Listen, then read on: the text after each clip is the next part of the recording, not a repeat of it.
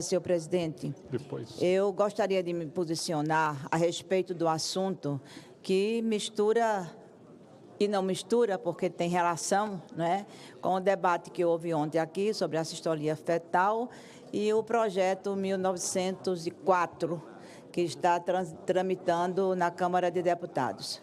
Gostaria de primeiro me congratular com Vossa Excelência pela posição tornada pública em relação à liturgia desta casa.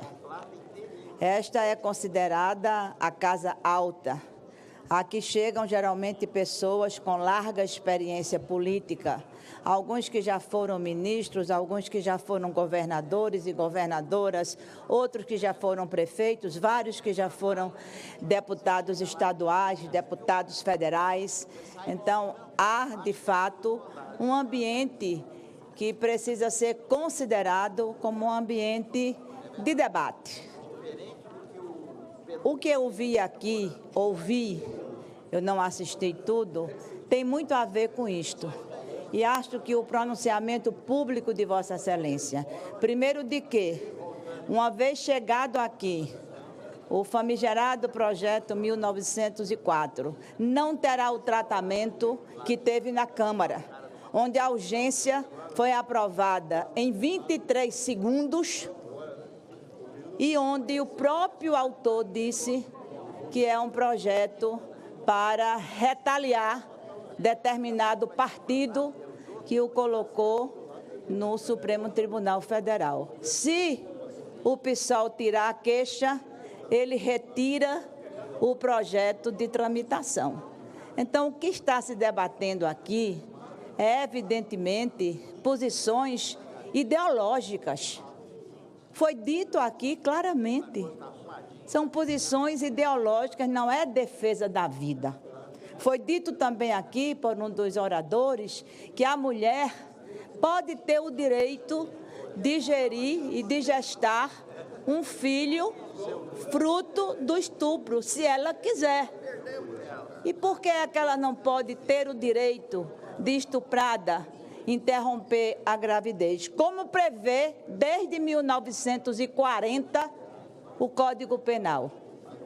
Sabem quantas meninas e adolescentes têm direito ao acesso à saúde? E não venham me dizer que é simplesmente porque o serviço é precário. É, mas muitas vezes é porque não sabem que aquele estupro gerou uma gravidez. A menarca, senhores deputados, assim como a menopausa, gera um ciclo menstrual alterado. Como é que a menina vai saber que está grávida porque a sua menstruação foi interrompida, se ela não sabe nem contar direito o seu ciclo menstrual? Quando vem se descobrir, já vai longe. Então, esse projeto, que teve o repúdio de mais de 80% de pessoas que se pronunciaram na pesquisa ou na chamada que a Câmara fez, levou milhares de mulheres às ruas. E homens de boa vontade também, porque ele é o absurdo dos absurdos. Nós temos 3 ocasiões em que a interrupção da gravidez é permitida. Porque só esta precisa ser revalidada. E revalidada retrocedendo. Revalidada colocando em risco a vida de meninas. Eu assisti o que o meu estado vivenciou, de uma criança de 10 anos de idade, estuprada por um tio há mais de 4 anos, que chegou em Pernambuco, vinda do Espírito Santo, por autorização judicial, que depois que foi detectada a gravidez, ficou em cárcere privado para poder se completar mais tempo da gravidez. Veja que crueldade. E precisou entrar no serviço médico, presidente, escondida, porque estava sendo chamada de assassina. 4 anos depois, isso ainda pesa sobre a família. É pela interrupção da gravidez em si, já é, de fato, uma decisão que para a mulher tomar é difícil, quanto mais a família de uma criança. Mas o espetáculo que se fez em torno disso, nós não queremos nossos corpos espetacularizados. A nossa dor é espetacularizada. Tem um deputado que está andando com um manequim, senador. Um manequim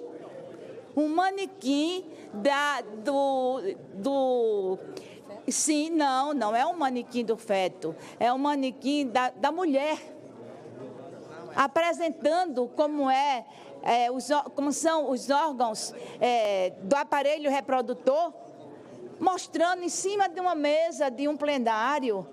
Acontece isso, acontece aquilo. Nossos corpos não são para ser expostos em manequins, para discutir e referendar uma posição. Essa é uma discussão que Vossa Excelência tem toda a razão. Tem que ser feita com toda a seriedade, com toda a paciência pedagógica, ouvindo não apenas quem é contra. Se for para botar o Colégio de Medicina, eu boto a OAB. O Conselho de Medicina, eu boto a OAB, que já disse lá na reunião com o presidente Arthur Lira que o projeto é flagrantemente inconstitucional. E eu repito, o que está em jogo, a cada dia isso se diz, é uma briga ideológica. E a vida não tem ideologia. Depois que a vida é dada ao mundo, aí ela tem posições, ideologias, desigualdades, mas tem também direitos. E são esses direitos que nos devem ser avocados, principalmente em relação ao nosso papel de legislador e de legisladora em um Estado laico. Eu sou católica e pratico a minha fé. Para a minha religião, aborto é pecado. Mas não é a religião de todo mundo. Não é a religião de todas as mulheres. Não é o Estado laico que me trouxe aqui que eu vou desprezar. Então, é um debate profundo que, aonde não cabem espetáculos, aonde não cabem exposições desnecessárias, aonde deve caber aquilo que já está prescrito. A gente vai mudar isto? Por quê? A gente vai mudar isto. Se for uma briga de um partido com outro, como o autor deixou claro na entrevista que deu domingo no Fantástico, já começa absolutamente de brincadeira. E vida não é brincadeira. Não dá para a gente compactuar com uma exposição deste assunto com dramatizações ou com manequins. O assunto é grave, o assunto é sério, ele é uma questão de saúde pública e eu espero, como Vossa Excelência, que nos lidera, que esse Senado siga o que Vossa Excelência nos indicou a seguir. Muito obrigada. Senadora Tereza Leitão, eu quero cumprimentá-la pelo pronunciamento, muito denso, muito enfático, para mim muito especial, porque vindo de uma senadora mulher, o meu pronunciamento, quando indagado pela imprensa a respeito desse projeto que tramita na Câmara dos Deputados, é primeiro, evidentemente, como presidente do Senado, de respeito às proposições legislativas da nossa casa-irmã, a Câmara dos Deputados. E dizia que eu devia me aprofundar no mérito e no conteúdo para poder ter uma opinião formal em relação a esse tema pela presidência do Senado Federal. Mas desde logo já me antecipei, dado o tema que ele versa, aborto, gravidez decorrente de estupro, que isso evidentemente jamais viria, na hipótese de aprovação pela Câmara dos Deputados, diretamente ao plenário do Senado Federal.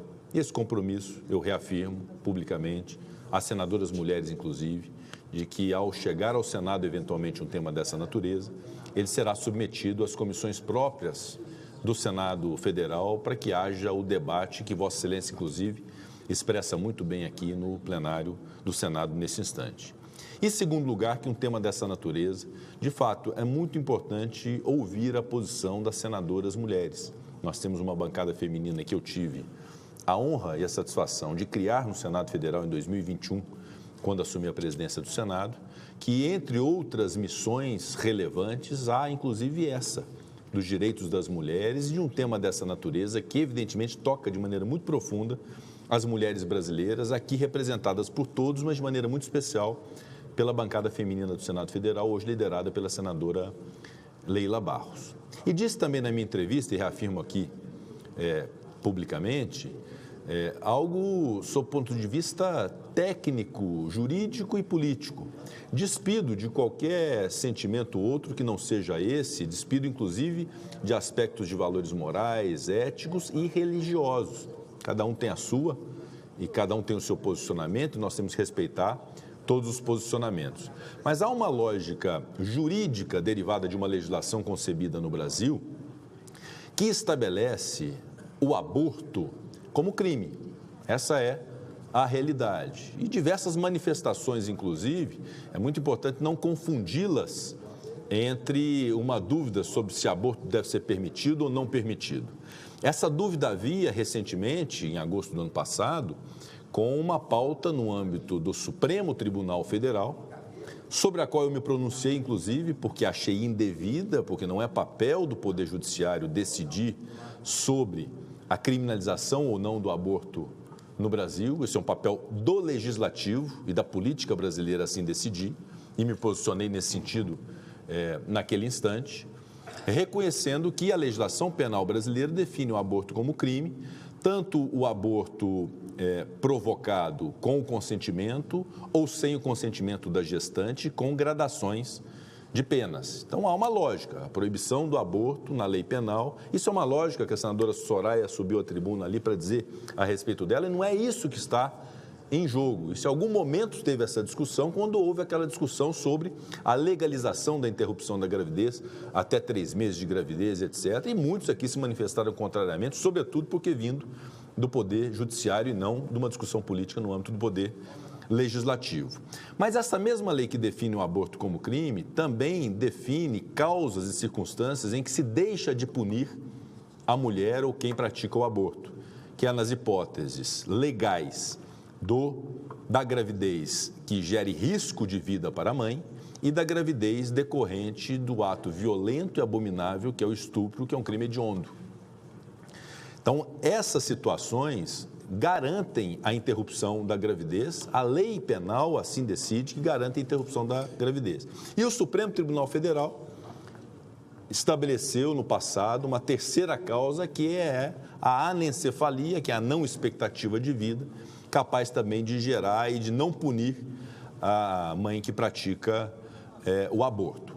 Então, nós estamos discutindo, nesse instante, um tema relativo à questão do aborto decorrente de estupro, quando, na verdade, a lei já define que a gravidez decorrente de estupro, evidentemente, pode ser interrompida sem que isso gere uma consequência jurídica para a mãe. É evidente que uma mulher estuprada, que uma menina estuprada, ela tem o direito de não conceber aquela criança. Essa é a lógica penal, respeitados os entendimentos religiosos que haja, mas essa é a lógica política e jurídica estabelecida no Brasil.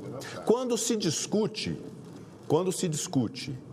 a possibilidade de equiparar o aborto, em qualquer momento, a um crime de homicídio, que é definido pela lei penal como matar alguém, isso de fato me perdoe, uma irracionalidade.